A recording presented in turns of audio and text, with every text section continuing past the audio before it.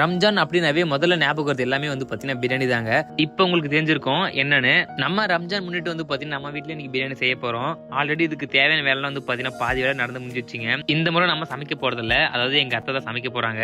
Mostly Ramzan வந்தா மட்டும் நம்மளோட முஸ்லீம் ஃப்ரெண்ட்ஸ் எல்லாம் காணாம போயிருவாங்க. இது உண்மையா இல்லன்ட்டு கமெண்ட் பண்ணிட்டு போயிருங்க.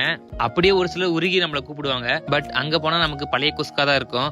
அதனால நம்ம இந்த முறை எங்கேயும் அசிங்கப்படக்கூடாதுன்னு சொல்லிட்டு நம்ம வீட்லயே பிரியாணி செய்ய ஆரம்பிச்சிட்டோம். இந்த வீடியோ பார்த்துட்டு அப்படியே நம்மள சேனல் சப்ஸ்கிரைப் பண்ணிட்டு இன்ஸ்டாகிராம் பேஜை ஃபாலோ பண்ணி வச்சுக்கோங்க. நம்ம ரொம்ப நேரமா பேசிட்டே இருந்தாலும் வந்து பாத்தீங்கன்னா பிரியாணி எப்படி செய்யறது சொல்ல மறந்துட்டேன். இந்த வீடியோல ஃபுல்லா வந்து பாத்தீங்கன்னா சொல்லிருக்க மாட்டேன். பட் இருந்தாலும் வந்து பாத்தீங்கன்னா உங்களுக்கு தனியாக ஒரு வீடியோ போஸ்ட் பண்ணி விடுறேன். ஃபைனலா பிரியாணிக்கு வந்து பாத்தீங்கன்னா தம் போட்டிருந்தோம். அதையும் அழகா இறக்கி வச்சாச்சுங்க. இந்த வீடியோ கிளிப்ல பார்த்தா பிரியாணி பார்க்க தக்காளி சாதம் மாதிரி தான் இருக்கும். பட் ஆனா பிரியாணி வந்து பாத்தீங்கன்னா வேற லெவலில் இருந்துச்சுங்க. ஃபைனலா பிரியாணி சாப்பிட்டு வீடியோ எண்டுக்கு வந்தாச்சுங்க.